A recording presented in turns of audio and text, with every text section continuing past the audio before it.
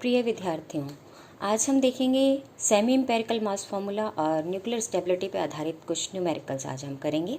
तो सबसे पहला मेरा न्यूमेरिकल है जो हम आपको बताने जा रहे हैं वो ये है कि लिथियम 7 है, परमाणु क्रमांक 3 है। नाभिक के प्रति न्यूक्लियन बंधन ऊर्जा का मान हमें एवीमी में निकालना है। हमें लिथियम का द्रव्यमान दिया गया है एएमयू में, प्रोटॉन का द्रव्यमान दिया गया है, न्यूट्रॉन का द्रव्यमान दिया गया है। अब हमें ज्ञात है कि आपके पास बंधन ऊर्जा का जो फॉर्मूला है वो है ZMP + NMN - MZA, यानी कि जो कंस्टिट्यूएंट न्यूक्लियॉन्स हैं उनका कुल द्रव्यमान माइनस जो नाभिक का कुल द्रव्यमान है वो मुझे बंधन ऊर्जा देता है। ये AMU में है, मास की यूनिट में है, यानी द्रव्यमान शक्ति ही ऊर्जा में बदलता है। या हम इसको अभी AMU में है, चूँकि मैंने इसको c² से गुणा नहीं किया है और इसको मैं बाद में कन्वर्ट करके MEV में निकाल लूँगी जब मैं इसको ऊर्जा के टर्म्स में कन्वर्ट कर दूँगी। तो यहाँ पर हमने Z का मान हमें मालूम है क्योंकि लिथियम के लिए Z का मान 3, तो न्यूट्रॉनों की संख्या 7 - 3 से 4 हो गई। तो हमने Z का मान 3 रख दिया, मास प्रोटॉन का मास रख दिया और प्लस यहाँ पर न्यूट्रॉनों की संख्या 4 रख दी और प्रोटॉनों का मास रख दिया है, और जो हमारे पास लिथियम का मास दिया गया है वो मैंने रख दिया है और इस पूरे को मैंने सॉल्व कर लिया है। और जब मैं इसको सॉल्व करती हूँ तो मुझे जो बंधन ऊर्जा मिल जाती है वो मिल जाती है आपके पास 0.04216 AMU। अब AMU से मुझे कन्वर्ट करना है इसको MEV में, ऊर्जा की टर्म्स में कन्वर्ट करना है। तो मैं जानती हूँ एक MU का मान, एक एटॉमिक मास यूनिट का मान 931.5 MEV के बराबर है। इसलिए हमने ये मान जो रखा है वो हो गया 39.272 MEV के बराबर। अब हमें बंधन ऊर्जा पर न्यूक्लियन निकालनी है, तो बंधन ऊर्जा पर न्यूक्लियन यानी इसमें हमें पूरे न्यूक्लियनों की संख्या से इसको डिवाइड किया है और इसमें न्यूक्लियनों की कुल संख्या 7 है, इसलिए इसको 7 से डिवाइड किया तो पर न्यूक्लियन बंधन ऊर्जा का मान मुझे मिल गया 5.61 MEV के बराबर।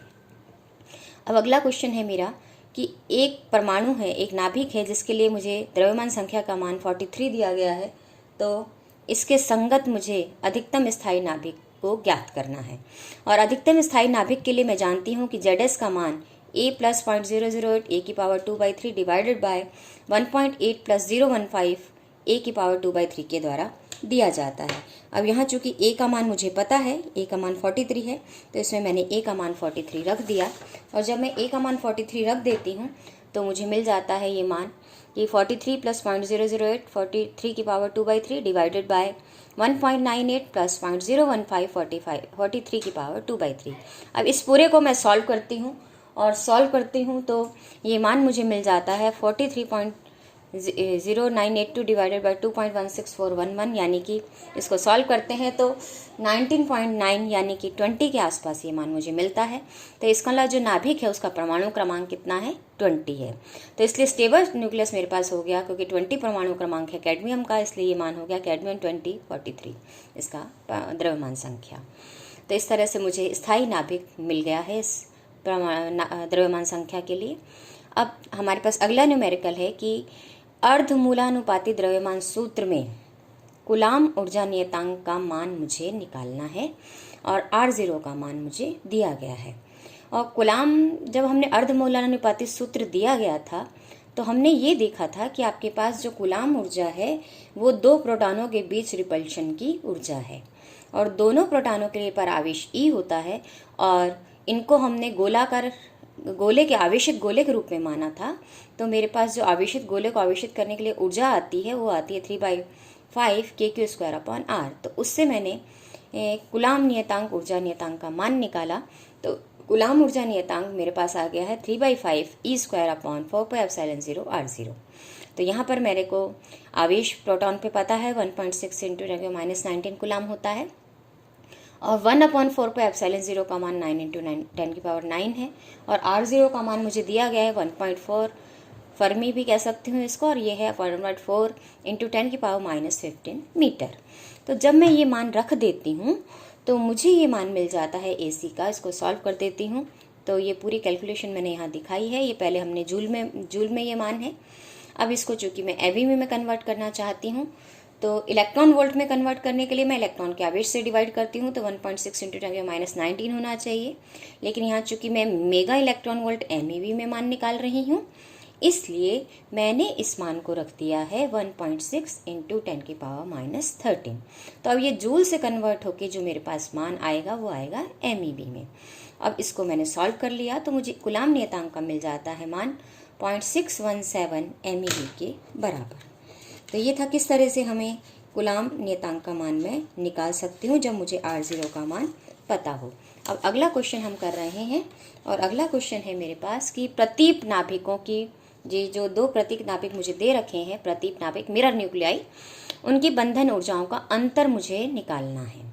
अब प्रतीप न्यूक्लियाई हमने पहले भी डिफाइन किया था अपने फर्स्ट चैप्टर में कि आपके पास वो न्यूक्लियाई होते हैं जिनमें एक नाभिक के में प्रोटॉनों की संख्या दूसरे नाभिक में न्यूट्रॉनों की संख्या के बराबर होती है। तो यहाँ ये मुझे दिख रहा है कि कार्बन और द्रव्यमान संख्या इनकी बराबर होती है। अब द्रव्यमान संख्या मुझे दिख रही है दोनों की बराबर है। कार्बन और नाइट्रोजन के समस्थानिक जो मुझे दिए गए हैं उनके जो द्रव्यमान संख्याएं हैं वो दोनों के लिए 13 है। और यहाँ अगर मैं देखूँ तो परमाणु क्रमांक यानी प्रोटॉनों की संख्या कार्बन में 6 है और यहाँ पर अगर मैं निकालूँ न्यूट्रॉनों की संख्या, क्योंकि इसकी प्रोटॉनों संख्या 7 है तो 13 में से 7 घटाऊंगी तो आपके पास न्यूट्रॉनों की संख्या 6 आ जाएगी। तो प्रोटॉनों की संख्या 1 में, दूसरे में न्यूट्रॉनों की संख्या के बराबर है। तो ये दोनों मिरर न्यूक्लियाई में हमें बंधन ऊर्जा का मान निकालना है और बंधन ऊर्जा के लिए मुझे गुलाम गुणांक का मान भी दे रखा है और वो है 0.60 MEV के बराबर। और हम बंधन ऊर्जा जानते हैं सेमी इंपेरिकल मास फार्मूला से किसी की भी नाभिक की दी जाती है AVA माइनस यानी volume energy term minus surface energy term minus coulomb energy term minus asymmetry energy term और प्लस माइनस कुछ भी हो सकती है डिपेंडिंग अपॉन नाभिक इवन है या ऑड है। तो अब यहाँ पर हम क्या कर रहे हैं कि मुझे बंधन ऊर्जाओं में अंतर निकालना है। तो बंधन ऊर्जाओं में अंतर मैं निकालूं तो यहाँ पर अगर मैं देखूँ दोनों के लिए A समान है, दोनों के लिए A का मान है 13। तो AVA टर्म भी समान हो जाएगी दोनों के लिए, A⁻2/3 भी टर्म समान हो जाएगी। यहाँ पर चूंकि Z आ रहा है और Z दोनों के अलग अलग है इसलिए ये टर्म डिफर हो जाएगी। और यहाँ पर अगर मैं देखूँ तो A-2Z आ रहा है तो A तो दोनों के लिए समान है। अब हम ये देखते हैं कि A-2Z का जो होल स्क्वायर है वो दोनों के लिए समान है या नहीं है। तो हमने यहाँ देखा है कि कार्बन 13 के लिए A-2Z अगर मैं निकालती हूँ तो A का मान 13 माइनस 2Z यानी 6 × 2 किया तो ये 12, तो ये 1 हो गया। इसी तरह नाइट्रोजन 13 के लिए जब मैं A-2Z का मान निकालती हूँ तो A 13, Z है 7 तो 7 को 2 से गुणा किया तो 14, तो 13 - 14 यानी -1। और यहाँ चूंकि स्क्वायर टर्म आ रही है तो 1 का स्क्वायर या -1 का स्क्वायर दोनों 1 ही आएगा। तो इसका मतलब दोनों नाभिकों के लिए ये वाली टर्म भी समान है। और ये दोनों नाभिक चूंकि आपके पास विषम नाभिक है तो डेल्टा का मान भी इन दोनों के लिए विषम ए नाभिक है इसलिए डेल्टा का मान भी दोनों के लिए समान होगा। तो first term volume energy term, surface energy term, asymmetry term और डेल्टा टर्म इन दोनों नाभिकों के लिए समान है। इसलिए जो भी बंधन ऊर्जा का अंतर आएगा वो केवल कूलाम टर्म के कारण आएगा। तो इस कूलाम टर्म को हम अब एक दूसरे, चूंकि हमें बंधन ऊर्जा का अंतर निकालना है तो मैंने इन दोनों टर्म्स को आपस में घटा दिया है। चूंकि ये माइनस की टर्म है तो कार्बन के लिए अगर ये माइनस की है तो ये नाइट्रोजन के लिए दोनों माइनस माइनस मिलके प्लस हो जाएगी, यानी एक प्लस की होगी तो दूसरी टर्म माइनस की। अब यहाँ हमने ये फॉर्मूला रख दिया है कि ये जो टर्म है कूलाम एनर्जी का टर्म का मान कार्बन 13 के लिए, ये पूरा कूलाम एनर्जी टर्म का मान नाइट्रोजन के लिए। अब इन दोनों में से हम देख रहे हैं कि कूलाम ने कोएफिशिएंट और A⁻1/3 दोनों में बराबर है। ये माइनस साइन के साथ मैंने बाहर लिया और यहाँ पर Z और Z-1 का मान रख दिया तो ये 6 × 6 - 1 हो गया। अब नाइट्रोजन के लिए चूंकि मैं माइनस साइन बाहर ले चुकी हूँ तो ये दोनों माइनस साइन में से एक माइनस साइन यहाँ बच जाएगा।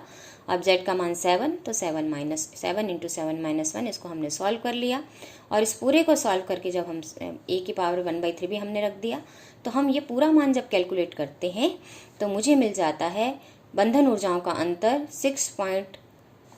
3.062 MEV के बराबर। क्यों? क्योंकि हमने यहाँ पर जो AC का मान रखा है वो MEV में ही हमें दिया गया था, तो इसलिए बंधन ऊर्जा का मान भी मेरे पास MEV में ही मुझे यहाँ प्राप्त हो गया है।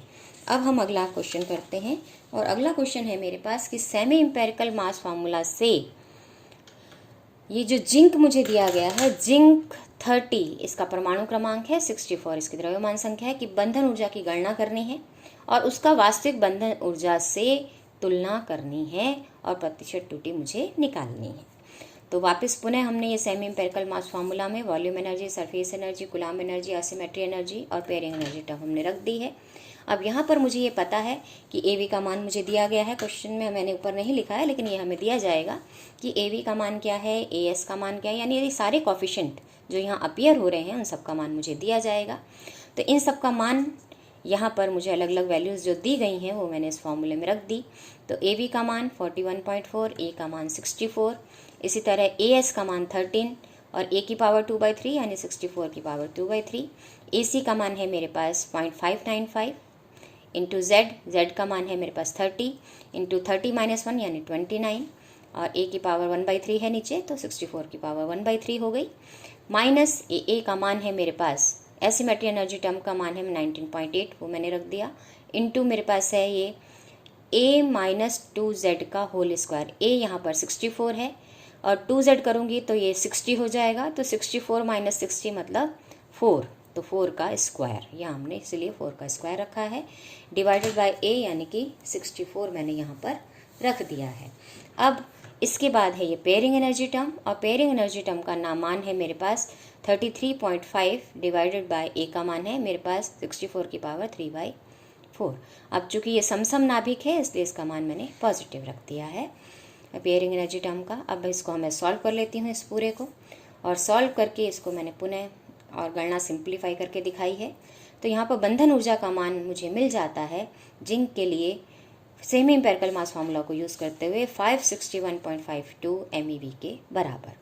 अब जिंक की वास्तविक बंधन ऊर्जा निकालूं तो वास्तविक बंधन ऊर्जा होती है द्रव्यमान क्षति से जो मुझे मिलती है, और द्रव्यमान क्षति मेरे पास क्या होती है कि जो कंस्टिट्यूएंट एटम्स हैं, न्यूक्लियॉन्स हैं, एटम्स में यहाँ नहीं कहूँ, कंस्टिट्यूएंट जो न्यूक्लियॉन्स हैं उनका द्रव्यमान को जोड़ दूँ और नाभिक के द्रव्यमान से उसको घटा दूँ तो द्रव्यमान क्षति मिल जाती है। और इस द्रव्यमान क्षति का मान, यहाँ बंधन ऊर्जा पहले हमने द्रव्यमान क्षति की यानी द्रव्यमान की टर्म्स में निकाली है, उसके बाद मैं इसको MeV में कन्वर्ट कर दूंगी। तो यहाँ पर Z × MH plus A - Z Mn - MZA ये वास्तविक बंधन ऊर्जा का मान है जिंक की, किसके लिए, AMU यूनिट में। अब यहाँ Z का मान जिंक के लिए 30 है, MH का मान मुझे दिया जाएगा तो वो 1.007825 होता है। A - 2Z का मान तो वही 64 - 30 यानी 34 हो गया न्यूट्रॉनों की संख्या, इंटू न्यूट्रॉनों का मास कर दिया हमने 1.008665, और यहाँ पर जिंक का द्रव्यमान मुझे दिया जाएगा वो मैंने रख दिया है 63.929 AMU के बराबर। अब ये को गुणा कर दिया दोनों को आपस में और माइनस करके मैंने सॉल्व कर लिया है, तो मुझे मान मिल जाता है बंधन ऊर्जा का, जिंक की वास्तविक बंधन ऊर्जा का मान 0.60036 AMU में। अब AMU की बजाय मुझे गणना करनी है चूँकि MEV में, और एक AMU 931.5 MEV के बराबर है, इसलिए मेरे पास यहाँ गुणा करने पर MEV में मान हो जाता है वास्तविक बंधन ऊर्जा का 559.235 MEV। अब प्रश्न के अनुसार मुझे इसकी प्रतिशत त्रुटि निकालनी है, और प्रतिशत त्रुटि कितनी हो जाएगी, यानी हमारे पास वास्तविक के आधार पर हम निकालेंगे। तो ये सेमी एम्पिरिकल मास फार्मूला से जो मुझे बंधन ऊर्जा मिली उसको मैंने वास्तविक में से घटा दिया, और त्रुटि किसके अनुसार, वास्तविक के अनुसार। तो नीचे हमने जो वास्तविक बंधन ऊर्जा थी उससे हमने डिवाइड कर दिया है, तो मुझे क्या मिल जाता है इसको सॉल्व करने पर, और प्रतिशत त्रुटि है इसलिए इंटू 100 कर दिया है, तो ये मान मुझे मिल जाता है 0.41%। तो प्रतिशत त्रुटि दोनों से, वास्तविक बंधन ऊर्जा से और सेमी एम्पिरिकल मास फार्मूला से मुझे बहुत कम मिली है, और वो हो गई 0.41%। अब हम देखते हैं अगला क्वेश्चन, और वो क्या कहता है मेरे पास कि आपके पास सेमी एम्पिरिकल मास फार्मूला को यूज़ करते हुए नाभिक के लिए पृष्ठ तनाव का मान निकालना है। और पृष्ठ तनाव के लिए मुझे दिया गया है कि जो पृष्ठ तनाव का जो कोफिशिएंट था, पृष्ठीय ऊर्जा का जो कोफिशिएंट था उसका मान मुझे दे रखा है 13 MeV के बराबर, और जो R0 है उसका मान 1.3 फर्मी दिया हुआ है। और सेमी एम्पिरिकल मास फार्मूला से मुझे मालूम है कि जो पृष्ठीय ऊर्जा है वो दी जाती है ES = AS A की पावर 2/3 से, जहाँ पर कि मैं A के लिए R0 से रिप्लेस करूँगी तो मुझे एक फॉर्मूला मालूम है कि R और A का संबंध क्या है कि R = R0 A की पावर 1/3 होता है। तो यहाँ पर हमने पृष्ठ तनाव निकालना है, तो पृष्ठ तनाव होता क्या है, एकांक क्षेत्रफल की पृष्ठीय ऊर्जा होती है।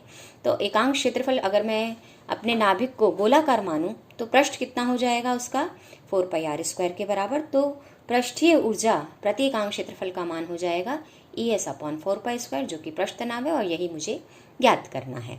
तो ES का मान मैंने यहाँ रख दिया, AS⁴ और 4πr² की जगह हमने इसको r0 चूँकि हमें दे रखा है तो कन्वर्ट कर दिया, r0 का होल स्क्वायर।